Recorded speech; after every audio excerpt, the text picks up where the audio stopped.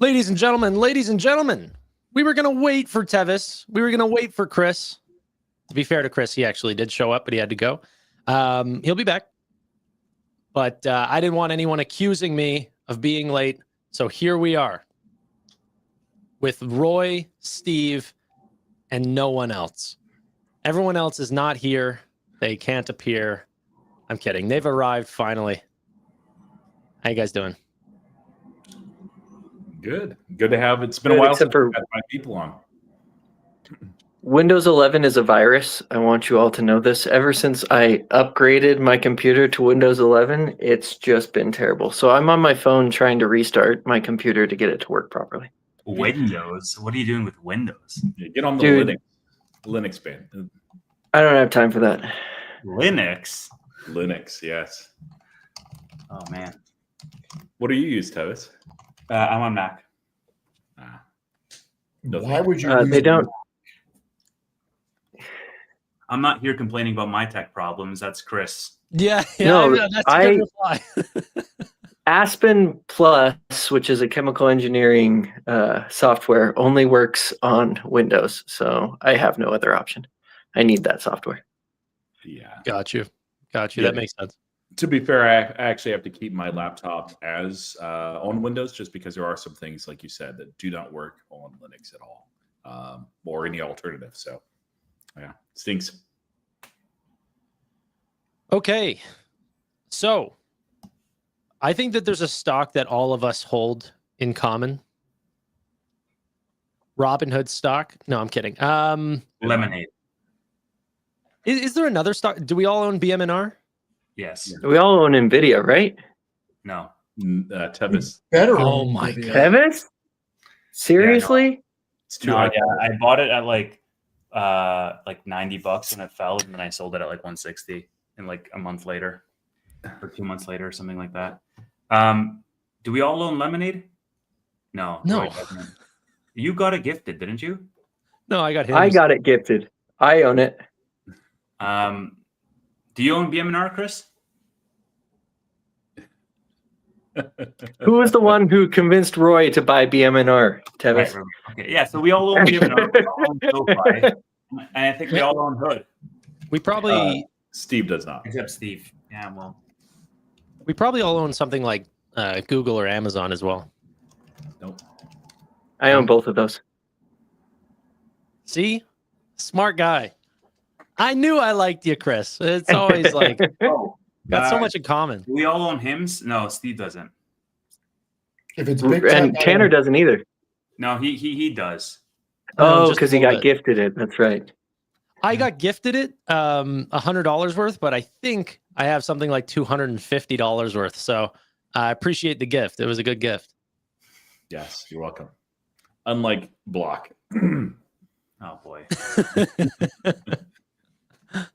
Joby's up. Okay, let's get into SoFi Technologies. First off, let's get right into the new products that they ended up showing off today. International money transfers. International To one company or to one country. To one country. Yeah. It'll expand. Give it time. Yeah. And I think some people have been using it. I sent my cousin in Mexico $50. It cost me 25 cents. I mean, if that's the case, there is some very, very cheap new opportunities for money transfer using the power of blockchain, actually using the power of Bitcoin, which is kind of funny. What is that, like 0.5% or something? Yeah, on that transaction. Yes. Wouldn't that scale lower? Because it's happening over blockchain, right? So wouldn't that scale lower if you have higher amounts, or would it be like a flat, percentage? I don't think if I remember correctly, it's a flat percentage, but I could be wrong. Do you know anything else about the pricing, Chris, for the 25 cents that David guy got transferred or charged? No, so I don't know. Oh, 1 second. It's an app right now. It's live, but you have to have the address for the person that you're sending it to, and they have to create one if they haven't already. There's a bit of a friction there, and I kind of wish that I had just a sample address because I'd like to see what the fees are at different pricing levels, but there's no way to figure that out. But like what you guys said, just Mexico right now, but it's through the Lightspark partnership, which is already in 60 plus countries. So I don't think it's going to be like they just have to flip a switch and then they'll be in another 60 countries. So don't be dismayed that it's just Mexico, although that's probably the most important to start off with. There we go. We can get a little chat going between all the streams. Chris is having some real problems right now. I don't know what's going on, but maybe he's true. Maybe he's right. He did download a virus or something. But do you think that the money transfers product is going to make any material difference to their financials? Do you think people will start going to SoFi for international transfers? No. No, not at all. No. It's a nothing burger. And why is that? It's a quality of life. It's nice to have, but it's not going to be material financially. Welcome back, Chris. We can see the take rate, which is low, but there's a lot of remittance companies out there that actually have as low or lower rates as well. It's not a huge money changer or money gainer. And plus they have a partnership with Lightspark. So it's not all theirs to keep and capture. It takes a lot of volume for a commodity like that to actually make a material difference to your bottom line. But it does enhance the platform and makes it better. So it's an enhancement. It's not bad. It's not a massive revenue driver. But do you think almost like Wise, where some people might go to the platform because of that product and then use their other products? Like, for example, I use Wise sometimes for payments, but honestly, I use it for the debit cards, the multiple currency accounts for free. Do you think that's sort of a way to onboard new customers? I don't think so. There's like so many options out there, but I do think a lot of people like having fewer apps. And if you're like, hey, I'm already doing this with whoever it is, and you're already using SoFi, you're like, hey, this is my bank. I'm going to keep this and not do the other. So it's a way to retain customers, I think, more so than attract. I mean, will there be a few that onboard from SoFi just from this product? Yes, but I don't think it's meaningful. All right, Chris, are you back or are you lagging out still? Yeah, I'm back. It's not a lag issue. I'm just gonna use the phone. Beg to differ. Windows is a virus, as I said. Is it Steve who's cranking that mouse wheel?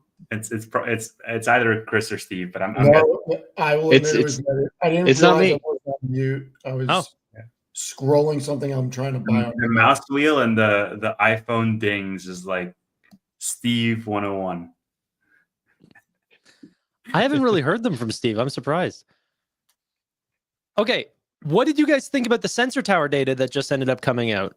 That was a great video, by the way. Also, is that not like privilege? Like, I know you said in your video that institutions have access to it. I don't know. But you also said that. I don't know. Okay. I don't know. I'm going to mute you now. Anyone else have any opinions? I'm super excited about it.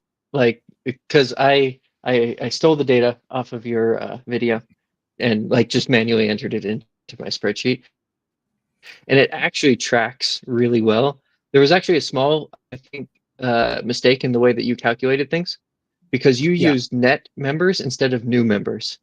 And so I think it ended up making a difference where last quarter was 83%. On that conversion rate, right, that you highlighted, but the other one that was previous that you had at like 80% or something was much higher than that because that was the quarter that there were lots of current accounts. Anyway, I've had to completely redo all of my estimates for this quarter based off of those numbers because I think you're right that even if those numbers are skewed to the high side even more than they've ever been before, we're talking about a really incredible quarter for member ads, and members are the lifeblood of everything that SoFi does. So that's how I do most of my predictions on SoFi for my quarterly predictions is based off of per member and per product revenue. Tanner, can you explain what the data is that we're talking about, please? Because probably not everybody watching knows. Yeah, that's a good point. You're muted. You're You're muted. muted, Oh, Tanner. you're muted. What type of host are you? We ended up seeing the downloads across Apple and Android for SoFi, and it saw the highest raise on a percentage basis. Not like, oh, the numbers are just getting bigger as the company scales. As a percentage basis, it was the largest change year over year for downloads on SoFi technologies, like the app. So whenever you go back and you look at all the historical downloads for SoFi, you can kind of see, okay, how many members did they get that quarter, and how did that associate to the amount of downloads onto the app? Because if someone, upgrades their cell phone or decides to uninstall and reinstall for some reason, that counts as 2 downloads. There's no way for them to figure that out. Some people asked about if the app updates or something. That is accounted for from Sensor Tower. That does not factor in. Updates do not matter. Only new downloads. That being said, whenever we take a look at SoFi's downloads and compare it as a percentage of how many might convert to members, it looks like we could see 1 million new members this quarter. Now, And Tanner, does that take into consideration that there was a big upgrade cycle for Apple? No, and someone Just did thinking comment that. Steve. I was just thinking that. It's like, okay, well, how many of these people are just upgrading their phone and it leads to new downloads? Because that would have hit at the But end of Q3. But that would happen. But That would happen that's every year. So That would did you happen have every other single year, spikes? right? Did you have other spikes in the same quarter? No, that's the interesting thing. Is the last 2 years in Q3, it's actually been the conversion rate, right? So if you take the number of downloads and look at the number of members, was 105% in each of the last Q3s, which is higher than the number of new downloads. So and you'd think that the upgrade cycle is going to be the same every single year for iPhones, unless all of a sudden, for some reason, there's a ton more people getting onto an iPhone 17. I don't know why they do that, because it's the exact same thing as the iPhone 14 and the 15 and the 16. But if they did, for some crazy reason, decide to or a bunch more people would upgrade, that would make a difference. I would be one of those downloads because I actually upgraded my phone in the quarter, right? So I wouldn't count as a new member. But it is interesting that in previous Q3s, that hasn't been an issue. Is it? So just some clarifying questions. Is it tied to like an Apple ID? Like if I download it on my iPad and on my phone, would that No, count? I don't think so. I think that would count as multiple downloads. Because whenever it's broken They out, actually, Sensor Tower breaks out iPad different. yeah. Sorry, go ahead. Yeah, but you're right. That's what I was going to say. They do break it down into all the different versions, but it was consolidated. What I showed you was every piece. And it's Android as well? Yeah. And can you see the split between iOS and Android? You can. I didn't break it out that way. That could be interesting to see. Yeah. I mean, it's just USA. I mean, it's gonna be like 80-20 split iOS Android. Yeah.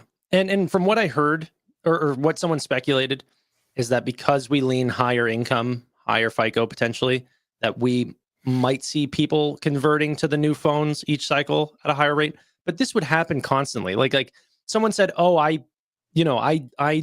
uninstall and reinstall constantly. Yeah, but that would happen across every quarter. Like the same inconsistencies is not unique to this quarter. There might be Apple cyclicality, but I showed off, 3+ years of data. So you'd be able to see some sort of correlation or spike. Yeah, and the only difference would be if it's a super cycle as far as upgrading, but that's not really what we're seeing on Apple, at least yet. So like no matter how you slice it, like really good numbers, which usually indicates very good things for membership. Website traffic is way up. Noto is very bullish. And Chris, you might be the only other one that uses SoFi, but man, have you just been spammed left and right with emails and notifications of product and opportunities as a SoFi member? It's like 10 a day for me. Yeah, it's not that high for me, but it's been they've been more pushy on their push notifications. I'm really curious on that front, just to see if that actually leads to that product number increasing, because they have really been pushing stuff to the point where I hate doing this, because it's like, hey, it's my bank and I'm also investing in them, but I'm like, guys, I can't do 10 emails a day from you, so I've had to unsubscribe. But each and every one of those, you have to unsubscribe individually. It's very annoying. But if that pushiness actually leads to conversion, and it will, like it's just a question of how much. It's exciting. So Yeah. I don't get very many emails. I don't know. That's something very different. Like I get very few emails. It's just most of the push notifications I get is because I'm using SoFi Invest, and it's mostly about the stocks that I hold on SoFi Invest, right? I don't get that much as far as like what you'd consider kind of spam emails or that sort of thing. Yeah, I signed up as a SoFi member. I can't get any further because they ask you for a social ID or whatever, social security number. But as far as I get in a member, they still send me out emails because they have my email at a certain point. So I get to see all the emails as well, and it's a lot. Like a lot of home loan stuff, a lot of personal loan stuff.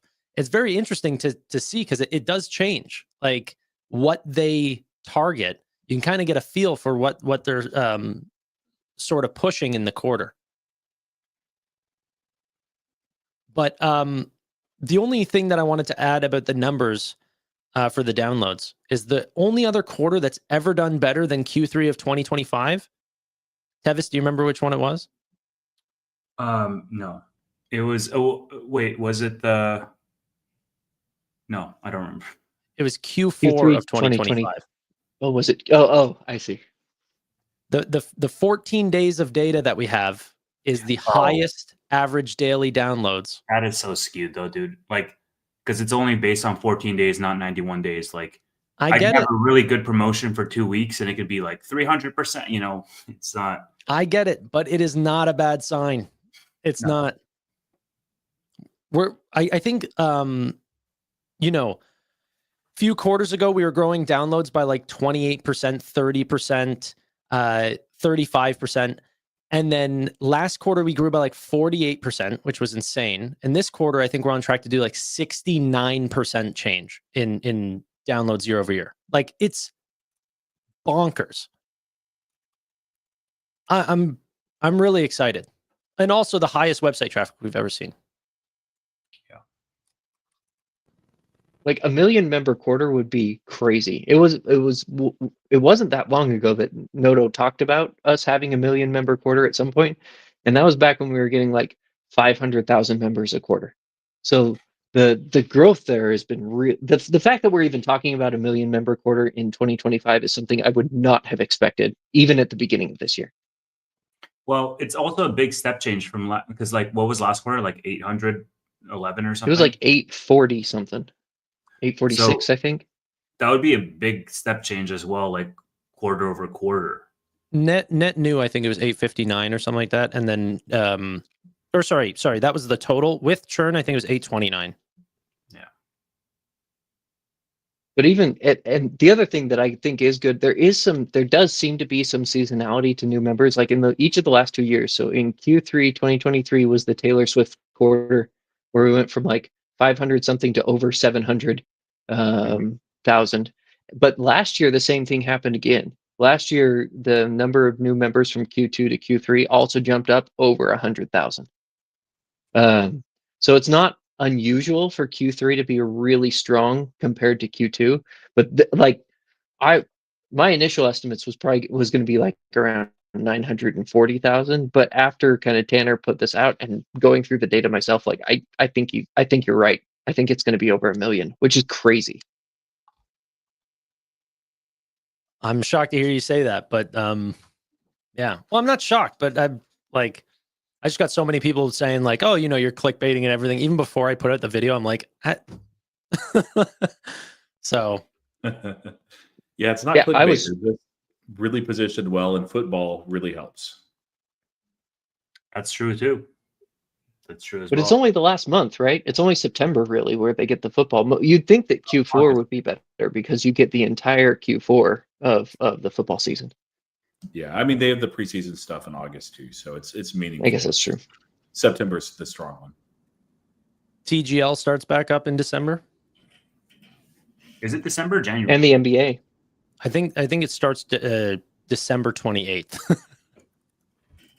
So I guess you could say Q1, but it's not wrong to say Q4. When are we doing our predictions? Are we doing them this week or next week? Next. I mean, you can tell us. Go ahead. No, I'm just wondering if I should do like 2 minutes worth of research right now or not. No, I think next, because that's a Okay. quarter before earnings. Sorry, I'm eating. I went back to back on the stream, so. Happy birthday, by the way. Yeah, happy birthday, Tanner. Yeah. Thanks, We guys. should sing to him. I'm just kidding. No. We shouldn't. Don't do that. I'll mute you all. Did you buy more BMNR for yourself today? I didn't buy anything today. I bought more BMNR under 50. I grabbed it. I think that's a fine purchase. Nice. I think it's a fine purchase too, and I'll be buying more next week. Yeah. Yeah. You guys want to see my birthday dinner?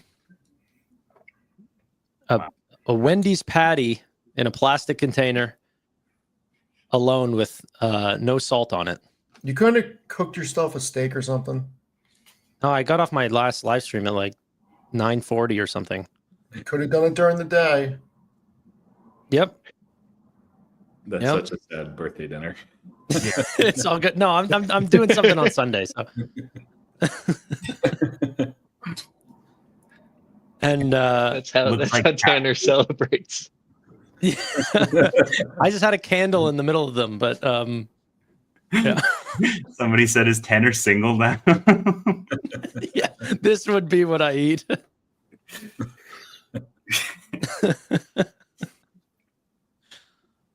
Yeah, anyway. To go off back on track, we also had a couple analysts come out in the past couple weeks. I don't know if you guys kept up with John Echt from Jefferies or Devin Ryan from Citizens and what they had to do, or I think they actually like to go off by JMP now, but what were some standout moments and what did you guys find this week about SoFi and fintechs in general? And I'll start with Roy. I mean, like in general, fintech was the big noise was those regional banks that had issues with their lending, with their underwriting. Big $50 million write-off for one of them. Of course, it's in Ripples, and SoFi is more than a bank, but it is a bank. It's in the sector. So it got hit along with every other bank. Lots of fear in the overnight. And I'm looking at this and I'm like, this isn't an SVB situation. There doesn't seem to be any contagion. It's just underwriters being sloppy with some of the riskier loans that are out there. I mean, when you're writing high interest loans that are, $800 a month to people that don't make that kind of money, what do you think is going to happen? So it's the way that the markets work, though, is if something in a sector is weak, then it sends ripples, even if you are in the sector, but you don't do that kind of loan at all. And it just makes me really appreciate the underwriting standard of SoFi. The other little thing that stood out to me too was I've been researching and continuing to research Figure, which is founded by Mike Cagney, and he is still very bullish on SoFi, by the way. So I didn't. He dropped that in one of the podcasts that I listened to, and I'm like, okay, good, interesting. So just a small thing. Yeah, the regional bank thing is interesting. I want to get into that, but did you guys have anything else or anything else that happened from John Echt, Devin Ryan, any of the countless analysts that came out and put a sell rating on us and dropped their prices? Juliana Bologna? They upped their prices, but reiterated their sell rating. Like, who's the other one who did it? Tim Switzer from KBW, right? He did the same thing where in January he said that we were worth $8. Now we're worth 18, but we're still a sell. So I think generally speaking, the other every single one of them upgraded the EPS and upgraded the revenue for this quarter and for the entire year. So it's only positive things that they're actually doing. It's just whether or not they still think that it's valued appropriately. Yeah, the Bears just don't want to look as silly. They still will look silly, but Yeah, it's a lot of just price following and sticking with the crowd so then no one loses their job. It's unbelievable, but whatever. Did you guys see the Noto Kramer interview this week? Yeah, what do you think? Wait, before we get into that, can we stay on regional banks for a minute? Yeah. So the regional bank thing's a nothing burger. So Citizens Financial, which I believe is the second largest in KRA, they beat on EPS by 2 cents and beat on revenue by 20 million with 11.6% year-over-year growth.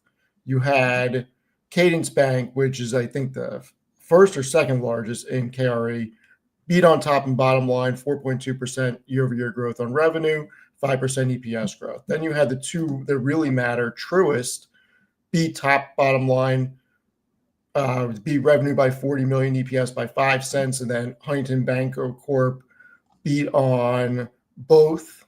So I mean, this is a nothing burger of regional banks. The two regional banks that are in question are small regional banks. It's not applicable to the banking industry. yeah, and just across the board, they keep beating. Like banks, we saw American Express actually go today. No, like the way that they're talking about consumers, they're like consumers are resilient, they're strong. It's true. Sometimes when the market will freak out like this, we'll see this in sectors. Sometimes it's just a really weak competitor or somebody that made a mistake that is isolated, and that's what this is. Yeah, it's definitely isolated. You look at JP Morgan. I've listened to the JP Morgan and the BlackRock conference call. I need to listen to Citigroup. It's Citigroup blew earnings out of the water. I mean, they freaking Yeah.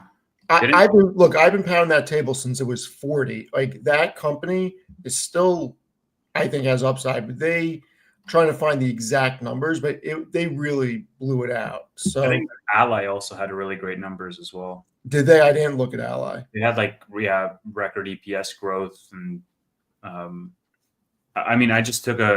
Weren't people clowning on them because they grew revenue by like 3% year over year? Well, they're optimizing for the bottom line, so I think it's a mistake to just look at revenue only with the company at that point. So there's good earnings, but yeah, slow revenue growth. EPS 166% year over year, revenue growth 3%. All right. I'll give I'm it up. not like to but I'm just saying because you said the other day, you said who cares about EPS? You said I'm a top line growth guy. So well, I'm not an ally. You're not an ally of Ally? I'm not in Ally. Oh, I thought you said I'm not an ally. I'm like, I do think that SoFi is going to have a very good quarter after seeing a lot of the banks. And I think that the Fed cutting, I think they may actually have to cut quicker. And that should be very good for SoFi's origination book. We should see student loans come back very quickly in first half 2026. Hopefully housing market starts to catch a bid second half 2026. The real question is, I'll ask Chris first, since he probably has done the most work on this, and then go around the horn. What tranche of PSUs is Noto and team going to hit? That's the real question. I definitely think they get the 35s. Like at this June point, 26, right?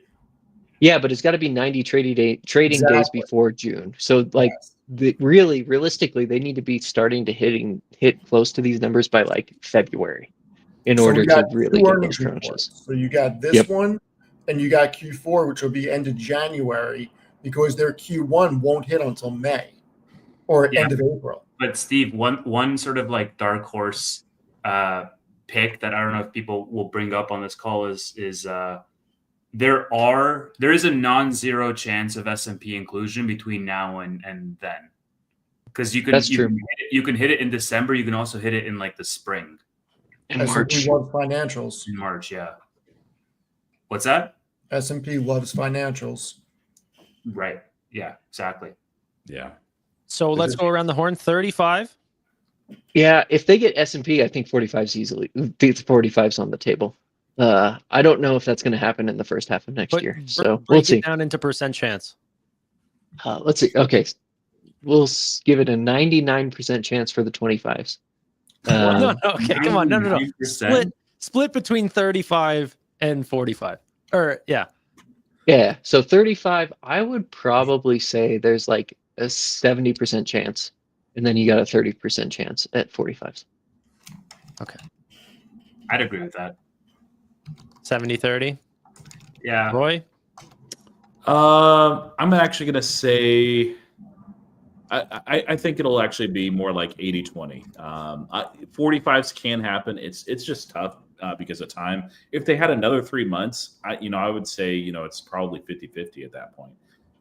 It just, it's a weighted average over time. And so it's really hard to maintain that, especially given where they're at. And the macro is a little bit choppy right now. So we'll see. But yeah, time is just, it's the biggest factor there. But the nice thing is for us, we don't have to just be like, oh, well, they didn't make it, by summer, so that's too bad. Like if it happens 3 months later, that's fine. Although I do hope that they get the 45s. They deserve it. I do think 35s are very likely though, Chris. You know what? I think if it's the March, it's hard. Okay. But if we're just saying what price will they be by June or July 1st? Yes. I would honestly put it heavily in the favor of 45. Because, and I would have said 4-quarter prints to get to 45. But if we get 1 million new members this quarter, and then talk about that, Chris, what is your thoughts on us getting to $1 billion in revenue this quarter? I think before that was insanity. Now I'm not as. I think there's a percentage that you could put down to say that they get $1 billion. There is a percentage. If that sensor tower data is right, and they end up with there's still a pretty big range, but I've looked at it a couple different ways. It's possible that they get over 1.1 million. That's within the realm of possibility given the sensor tower data that we saw. So, but if you're looking at, call it one, even anything over 1 million members means that they probably went really hard into marketing. That means that they probably are opening up the aperture into the LPB, right?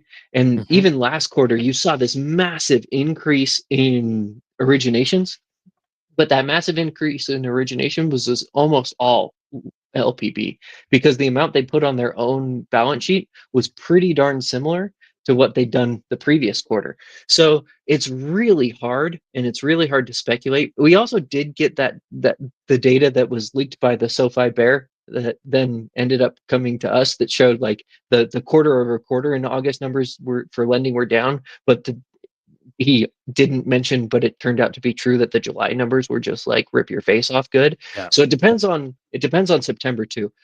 It would still be hard, but it is within the realm of possibility, I think. And if they do that, that would it would be insane. If you get 1 million member quarter and $1 billion quarter in Q3, the sky's the limit. Yeah. Let me share one thing. Because I think, and they'll probably, real quick, sorry, the last thing I'd say is there's a decent chance also that they're going to announce those Galileo deals that we saw this week that we should also talk about. Sorry, what'd you say? The Galileo debit card stuff? Yeah. Go ahead, Tevis. Yeah, I mean, look at their own guidance, man. 3.37 billion 2025 guidance. It's well, they have 2 quarters. They have Q3 and then they have Q4. So I think you're definitely in store for $1 billion quarter, whether it's this one or next one, most likely next one. But the point being, it's it's written in their own guidance, which we know they always beat and raise. So I think if you just do the math and there's 2 quarters left and there's 2 billion left here, or just under. So the point being is I think that $1 billion is not outside the realm of possibility. It's actually very likely, especially if they also raise guidance again in Q3 when they report next week or 2 weeks from now. Yeah, I haven't calculated the revenue numbers, but when I just was ballparking it last week, it was close to $1 billion. And given just the way that Noto is showing a lot of confidence, it's definitely not a non-zero chance. Bro, that's something that we need to highlight is how much confidence he's showing. I mean, there was some negative thing that came out about SoFi, and he retweeted it, and he was like, yeah, we accept all positive and negative. Like, he's just so confident. He doesn't. The naysayers are laughable. I don't know. I think there's a certain point whenever you start to turn the ship around where it's like an "I told you so" moment, and then once you really start turning around and you just blast off, you don't even need to give any credit to the naysayers at all. You don't need to prove them wrong. You just need to show the numbers. And I think that that's where SoFi is right now. So, yeah, I totally agree with that. And we can kind of pivot from that into the interview with Kramer, right? Where he dropped a brand new, well, he talked about the smart card, which I don't know exactly what that's supposed to be, right? But again, he reiterated, it's funny because we get the news on the regional banks and people are worried about their credit. He reiterated literally this week that the credit was looking good. And so I have a really tough time when it sold off in the regional banking stuff. I was just like, I don't care at all, because that's not going to affect none of the types of loans that they were talking about were on SoFi. Nothing that, like, they don't have any exposure to any of the what was it, like First Brands or whatever that went under that tanked one of the regional banks and other things. So, but the confidence he showed there, just generally speaking, like, they're finally getting tailwinds for the first time, and they've executed so well with all of the headwinds that I'm really excited to see what they do. They've got extra room on the balance sheet, which is also something they didn't really have last quarter. So they actually have room to expand the balance sheet and pump up lending revenue if they choose to do so as well. So there's a lot of things going for SoFi right now. Yeah, not just for SoFi too. I'll just run real quick, like adding to banks. Mr. Beast filed for a banking license. And so things are going well for banks when you have a lot of companies that are not banks, that haven't wanted to be banks, are like, you know what, now is the time to actually apply, and the entities like Mr. Beast as well. So SoFi's already there. It's awesome. It's been like such a penalty and overhang for so long. It's nice. It's one of the reasons why too, like going back to what Steve said, with all the different banks that have reported, they've absolutely crushed earnings except for two. Yeah, no, I just hope that if Mr. Beast does end up creating a bank, which some people think he's going to fail, I would never bet against that dude. I just hope that he uses Galileo. Yes. That's my only Me hope. too. Mr. Beast, I know you watch a lot of YouTube. Yeah. Set up with SoFi Technologies Galileo technology. And did you guys see Lucky Palmer's bank, Erebor? The Love the name. the Lord of the Rings reference. Yeah. Can we talk about the helmet that he showed Rogan? I want to invest in Anduril so freaking bad. Oh, Yeah. I mean, I would this love. is like, I had an opportunity to, and I didn't. I'm so dumb because I look at the split that the company that I was potentially going to buy shares through wanted to take if they went public. I'm like, this is like not worth it. Not thinking about like how big they could actually get, because that was probably 2.5 years ago. And I gotta think that funding round was probably like $5 billion or so. You've like 50x your money by now. They just freaking, I think they just raised, I think They raised their 40. Series G in June. They raised 2.5 billion and they're 6.84 billion total. I'm just looking at them on there's no shares available even, Steve, if you want to buy it. No, it's not directly through them. There's platforms like EquityZen and that type of stuff where you buy it, private companies on the secondary from people who are trying to get rid of their shares. I mean, I'm on Hive right now. There's no shares available at all. Yeah, I'm not surprised. It's probably that, Stripe, and Databricks are probably the three most sought after private companies to get shares as well. Yeah. How can no shares be available? I mean, like, everyone's got a price. Like, I mean, just raise the price. Come on. Well, he's looking at one site. I'm sure if you go to EquityZen or one of those places, they have shares from employees or something. But when I saw the clip with Luckey and Rogan, it was just freaking crazy. Like, you could see behind walls, it was sick. What they're going to do with the military is going to be incredible. taking in a bunch of different which wasn't like, isn't that part of Palantir as well? Like that's kind of what they specialize in, is taking in data from like all different sources. They're partnered with Palantir. Yeah. Yeah, that's probably it. Could Palantir even buy them? No. Not I mean, probably not. I mean, like $400 billion. They're like $7 billion. yeah, they could use their market cap, yeah, but I mean, realistically, they're not going to want to get into that. I don't know if this is the exact clip, but this is it. So both It's sick. it's both the helmet and the glasses are part of it. So the glasses are AR glasses, and the helmet is all the sensors that's taking in all the data and allowing other people that also have these helmets to see through your vision as well. Like if you spot a target, it's actually alerting everyone else around you. That's wild. So crazy that I was born at the right time to actually get to build all of this stuff, because you know, Robert. Oh, you know what? Heinlein, This is not the clip. Sorry, this is not the clip. He's talking about. I saw this clip. He was Can like, you even play the clip on here? I didn't. You guys are always trying to like. I'm on the stream too. I don't know why you're always trying to cancel. This is now Tevis and Steve both asking if I'm doing legal stuff. Enough. Okay. Enough. Well, I'll find the link to the actual clip and put it in. catching strays over here. I don't, But- bro. You did with the Play the blank whole- tower play the stuff. whole 3-hour Joe Rogan show. Let's watch it together. I don't care. But no, Anduril is going to be something special. It really is. Hopefully you guys saw this live, because if you're gonna rewatch it, you're just gonna hear this the whole podcast, and it's just gonna be completely censored out. I know. They're Tanner, playing- did you You're know gonna have to- Aspinall is fighting next week? Sorry, Did you know Aspinall is fighting next week? no, I did not. Zero gone. What did you just say? Say did his you name do? again. I said it wrong. I don't know.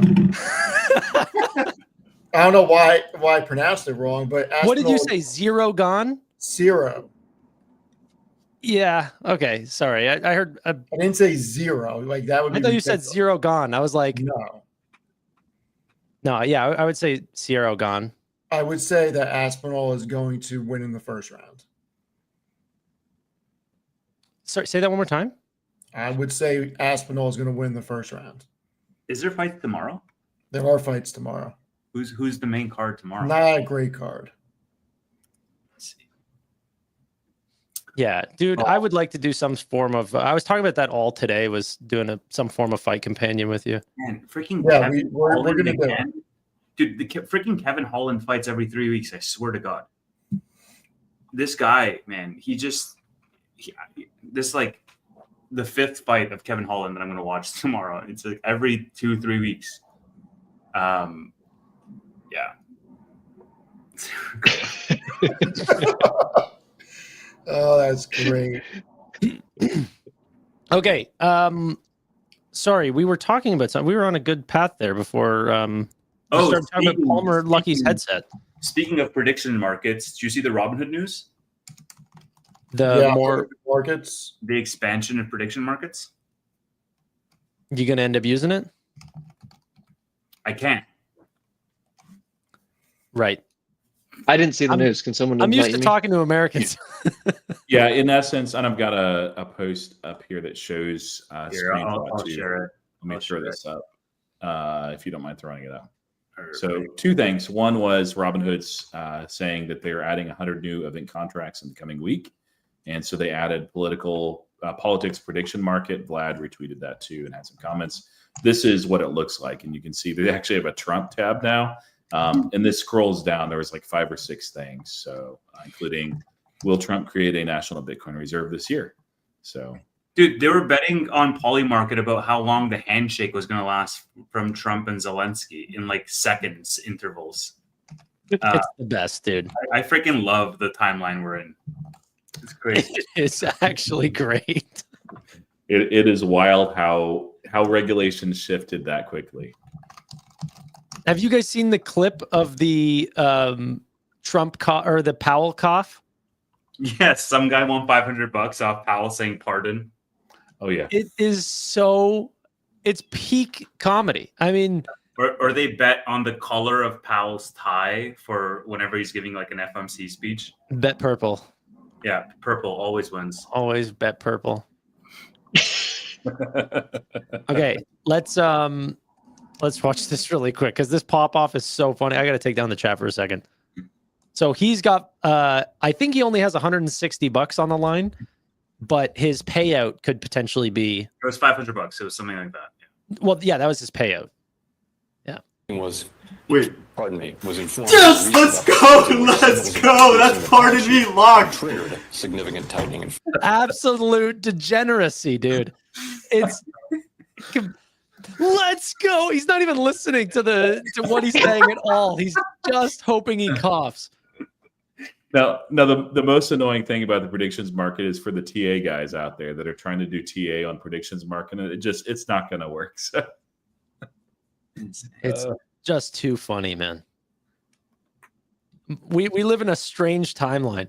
But you know what? I think, well, the pardon me stuff, like I think that's absolute gambling. Like pick red or black. Actually worse. That's like betting on green or something. But I think the Fed policy stuff and tariffs is a way to hedge a portfolio potentially. SoFi, as much as we can talk about how well they're going to do this quarter, the biggest lift and fall in their portfolio or in their stock price is what is going to happen to interest rates and policy changes. Like, I don't know if Chris, if you disagree, Steve, if you disagree with me, but people are using SoFi as a pawn in an interest rate change. Like a lot of people are hedging using SoFi. I don't know why, but if you want to play SoFi, you want to go long, and then with a small percentage of your portfolio, take the odds that Jerome Powell does not cut next meeting. That is a play. And you could do that on prediction markets, on Robinhood. I think in the short term, you're totally right. Like in the short term, if SoFi comes out with a like awesome earnings on the 28th, and then on the 29th, Powell comes out and doesn't cut rates, right? It'll fall the next day just on that news alone. In the long term, it doesn't matter. Yeah, That's what so you know that's my opinion. No, I know SoFi will do fine, but you know, if you're swing trading, I'm just saying that there's some traders that will use this as not just absolutely. But like I like the flexibility that it gives, but it also opens the door for so much manipulation because like just throw this up, Tanner, for a sec. This was the head of product at X, and basically what happened was he gave a random creator a $10,000 bonus, and he got a ton of backlash. And basically, there's this poly market around whether he's going to be fired or leave. And he himself responded to this, saying, "This is how I win." Like from the what movie is this? Uncut Gems. It's just it's crazy, man. It's like, well, if you're saying, hey, like, you know, will Tanner, you know, cough in his next live stream, and you're Tanner and you're betting on it, well, okay, great. You've just opened the door for some manipulation there. Now, Tevis, I know you've seen Uncut Gems. Did you like it? Oh, it's great. Fantastic movie. It's actually one of the few movies where, like, I really like Adam Sandler in a serious role as opposed to, like, a goofy comedy role. Did you get anxiety watching that movie? Yes. Oh, like I don't know a single person who's watched it that didn't have anxiety watching that movie. Yes.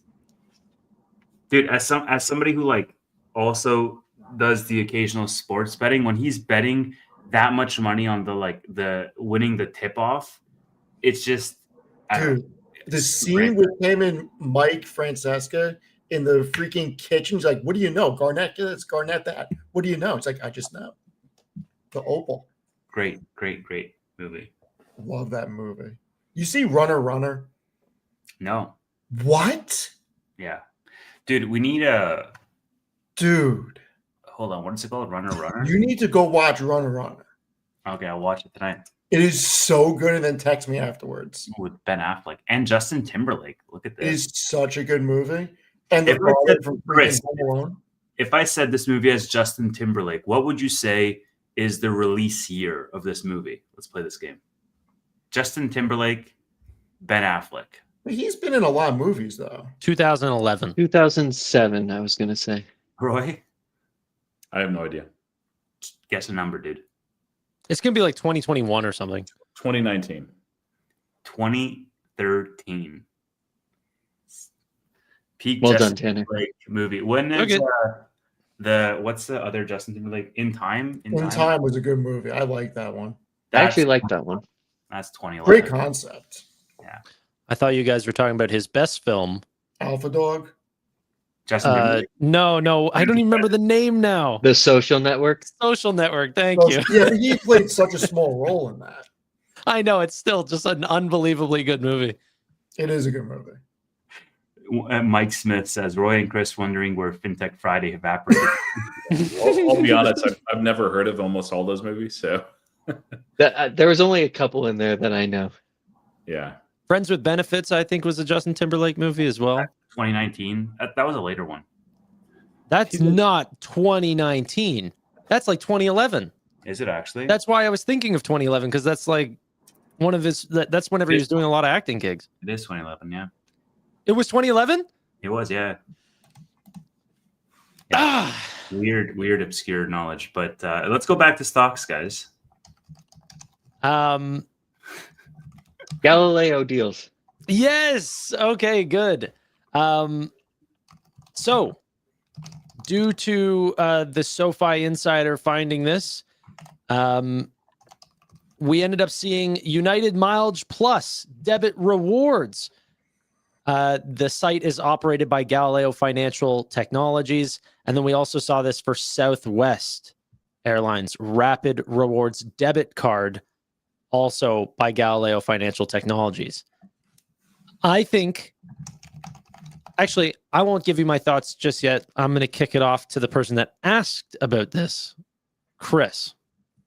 Well, I've got lots of thoughts. Does anybody else want to chime in before I go on my tangent? Maybe just a question. Do you think they're going to mention this in the earnings press release like they did in the last quarter with, here's some notable deals? I think if they've got permission to, then they will. I don't see why. He already said that they signed 2 travel deals in the past. And so these look very much like those 2 travel deals. So they've already let the cat out of the bag a little bit. But I think that they will if they've got permission to. And I can't see, if they're publishing it on their website, I can't imagine that they can't publicly talk about it, right? I mean, it's here, it's on a website, anybody can see it. So I would hope that they do. Yeah, I think they'll be able to talk about it. And they talked about the Wyndham Hotels deal, so they probably will talk about this for sure. And it's such a great deal, right? Because the banks honestly don't compete at all. There's 0 rewards to 99% of debit cards. That's the big thing. So I think Galileo has identified this as a niche, as a really underserved part of the market, that there is almost no reward debit cards out there. And it also corresponds with this secular trend where this year, for the first time in like over 4 years, credit spend actually increased faster than debit card spend increased faster than credit card spend. There's something about like the younger generation doesn't trust credit cards for in some cases good reasons. In other cases, I would say if you use your credit card like a debit card and get rewards out of it, I don't know why you wouldn't use because it's got better protections and other stuff. But regardless, there is this secular trend where the younger generation doesn't want credit cards and wants debit cards. And so if you can, they built this product that really does seem to be completely differentiated. And the reason that I say that is kind of, well, first of all, because you don't really see it anywhere else. Second of all, they've won some pretty big deals, right? Between Wyndham and now United and Southwest. And then the other thing is Galileo's always had this really, really close relationship with MasterCard. Almost everything they've done is MasterCard. The buy now, pay later stuff that they did, the post-purchase buy now, pay later stuff, the Wyndham Rewards card, all that stuff has been through MasterCard. These are the first 2 deals that I remember of that are through a Visa debit card. So they got like their Visa authorization or whatever a couple of years ago. But I haven't actually seen them use a Visa authorized card until these 2. And so like that's another exciting part, is that whatever the integration time it took with Visa to kind of go through all that stuff, that's done too, because both of these are Visa cards. So I think that they've really identified this as something that they want to go after. And I think it's a really underserved part of just the financial ecosystem generally.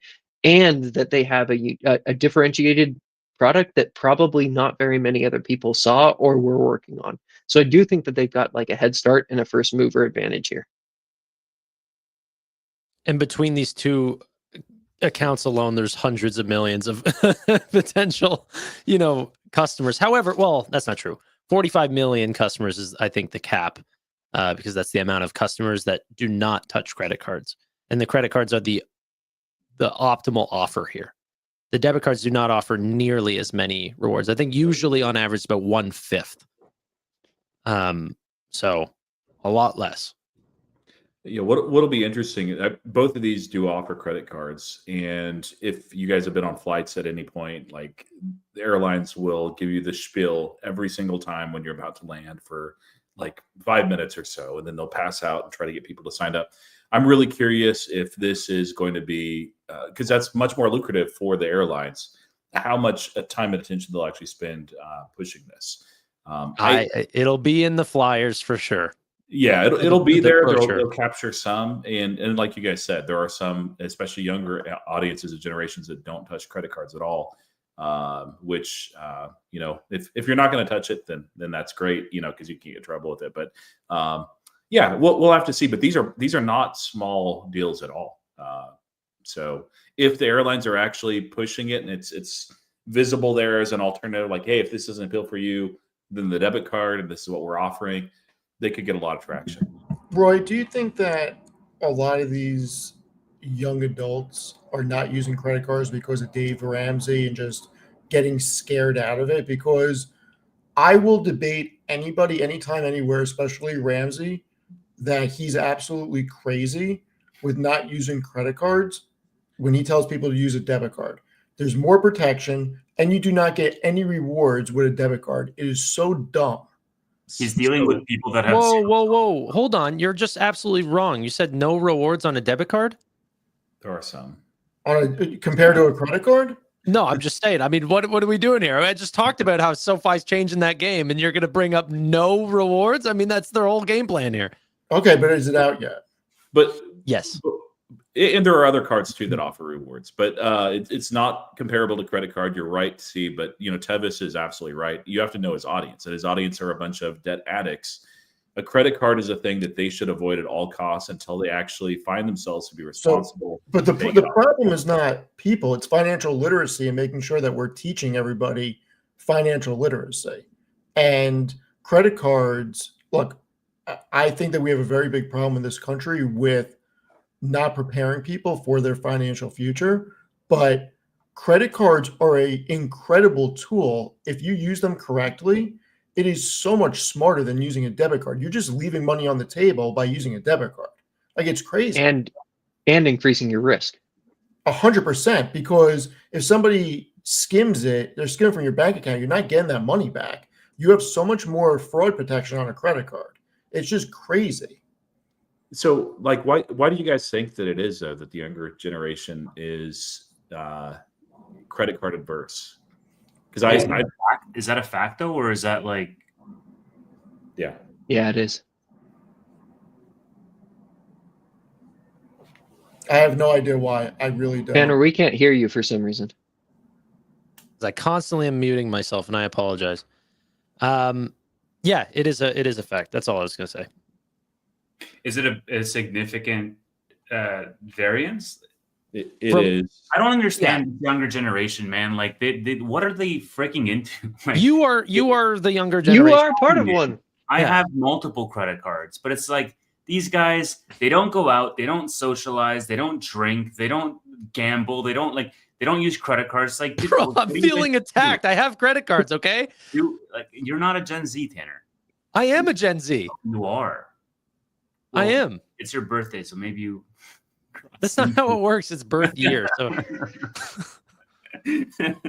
maybe you just, I'm the oldest age. And actually, if you read some reports for Gen Z, some put it at 1998, but others put it at 1997. So sometimes I am it. The way that Tevis's brain gets broken, if he's on the left instead of the right, my brain gets broken with the idea of putting a debit card into something online. Because not everybody's using freaking PayPal. It's crazy. So here's a very recent post on a survey that was actually with a Cash App Afterpay survey on Gen Z. And it said here, 63% of Gen Z surveyed said that they had already abandoned credit cards in favor of other payment methods, such as debit cards, even plain old cash, also buy now, pay later, while more than half stated that credit cards give them the ick. The ick. And The ick. 57. You don't want to get the ick, man. But That's bad. To Steve's point, 57% say they don't understand the payment terms on credit cards. So I don't know. It's really interesting. But it's a very measurable shift. It's one of those things that's benefited Venmo and Cash App as well, growing immensely. I don't know. I went through a big fundamental shift in my mind. Where instead of using cash for everything, using a credit card for everything. I will buy a freaking bottle of water with a credit card if I can. Can we just highlight really quick? Your hair right now is like perfect. Like every strand is in the right place. Like what is going on? Would you like me to mess it up for This you? looks like a mannequin's Yeah, hair. can you please mess it up? Like, bro, I can see every strand. So what's going on there is he's actually Superman, but he didn't have anyone to rescue today, so his hair is all the way it should be. Don't have him take off the glasses though, because then that'll spoil the disguise. Somebody said it's the milk. It is the milk. I need another glass of it. Yeah. That whole milk from the farm. I need another glass of it. Dude, what do you think I was drinking on stream? I'm the only person drinking freaking whole milk out of a rocks glass. Dude, are you fucking Gen Z? What are you? We have a podcast with St. Nicholas. Like bro's just having cookies and milk. Oh my god, bro. Man. Delivering So good. stock gifts to everyone. Is there a better combination than milk and cookies? I mean, come on. I mean, if you're like 6, no. No, Steve's right. Any age. My wife makes the best chocolate chip cookies. They are so good. Anyway, those with milk, incredible. I'm with Steve on this one. Oh, Whenever someone hears my wife in your head, does anyone repeat it in that accent? In the Borat accent, my wife. Every single time I hear it, in the back of my head, I hear it and I'm like, okay. I'm with you. Sorry, we were talking about the debit cards. I looked up a couple other surveys too that were from 2024 as well, and they were actually, it looks like the trend is getting stronger. Now I don't know if it's true or not, but most actually point to not really understanding the terms of credit cards and being afraid of debt, and a lot of that maybe is from being raised in the aftermath of the great financial crisis. I'm not sure though. I think there's an untapped market with secured credit that's really not that could be exploited as well. We'll see if SoFi goes after that market, but especially where they're trying to appeal to these young professionals, and the young professionals are worried about the terms and the payback periods and everything. With secured credit, you can really, really easily say what it is. It's like, hey, this is backed by, whatever is in your savings account. And so we won't allow you to go over, and we'll automatically deduct that from your account. Anyway, you can make a lot clearer terms with a secured credit card. We'll see if SoFi goes that way. I think that they should, and I think they will. I I agree think with part what of the Darren problem said. is how predatory some of these credit card companies are with younger people. I mean, Yep. The rates, what are they? 22 to 28%, sometimes 30% for people with little to no credit or bad credit. Like, it's crazy. I don't even know how that's legal at that point. So, Tanner, can you throw up Darren's comment? Just scroll just a little bit. He basically said it's because they're broke, and like, No, that no, hold on. incentivizes credit cards. No. Let me say my thing.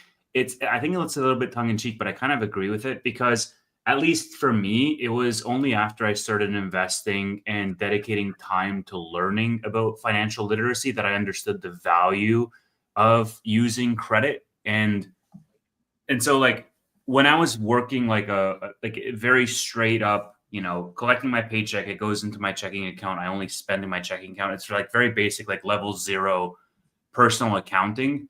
I didn't understand the value of credit, but at the same time, like I shied away from credit because you always hear about the horror stories.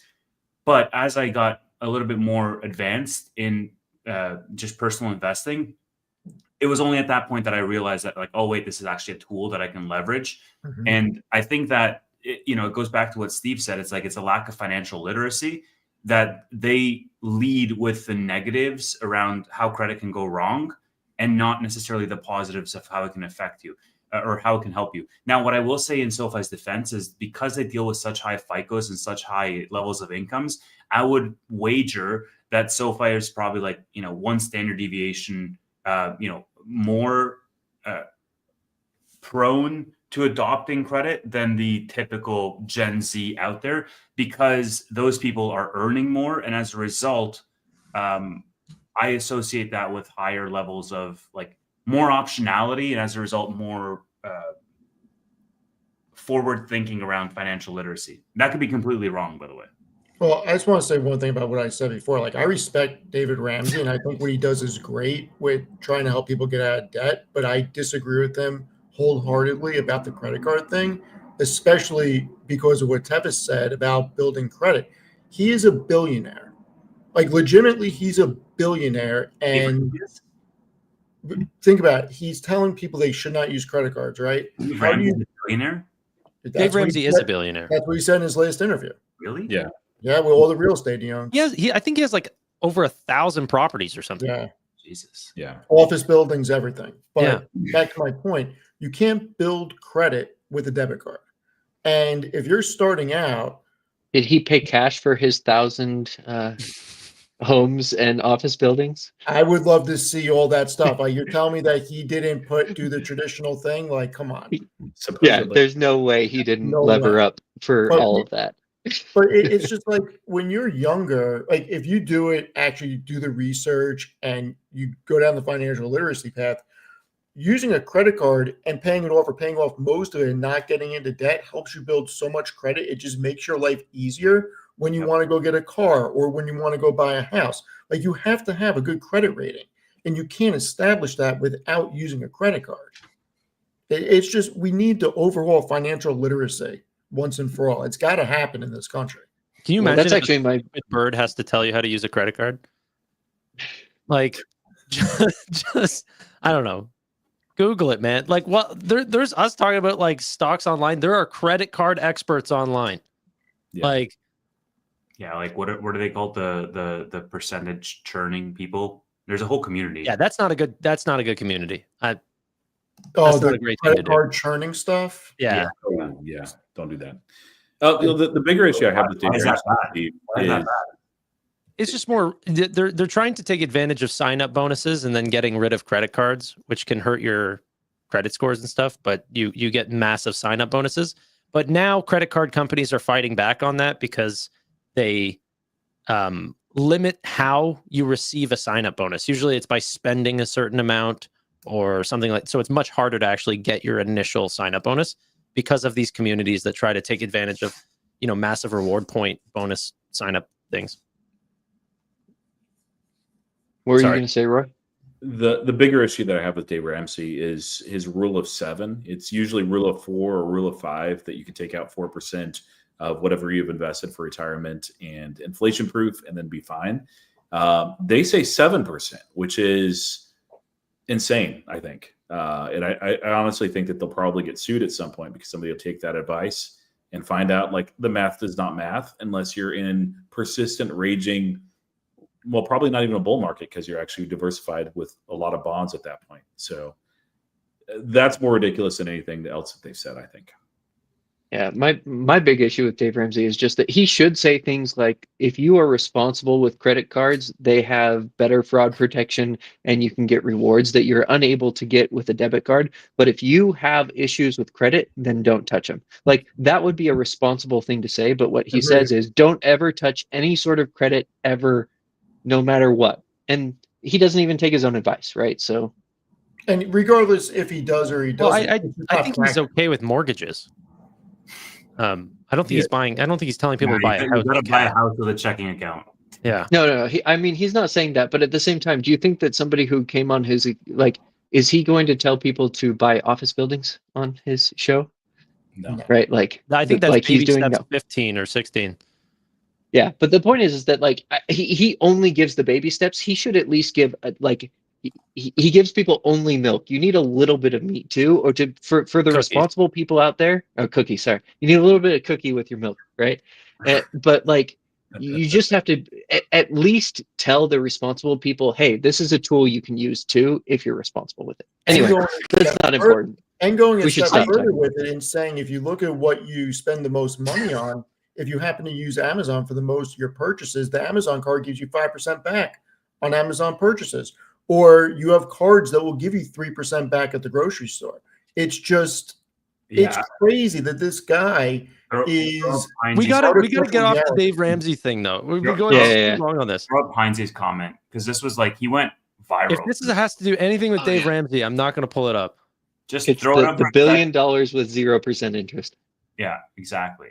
Oh yeah. Sorry, I can't even find the comment, but yeah, he if he did get offered $1 billion, he would not take it at 0%. It's ridiculous. It's like that. Who says that? That says all you need to know about that. Exactly. Who says that? That's literally a risk. It's a risk free. I mean, you just take that, you bank it, and you get the interest. Yeah. Anyway, we should talk let's fintech move again. On. Roy, what the heck happened here? PayPal last night issued $300 trillion. And this was, on the 15th. This is why I was laughing so hard, because this is from the freaking Avengers thing where he says, I love you 3,000. I love you 300 trillion. Yeah, I was just good. Okay, so they're partnered with Paxos, who issues PayUSD. So it's actually a Paxos error, not a PayPal error.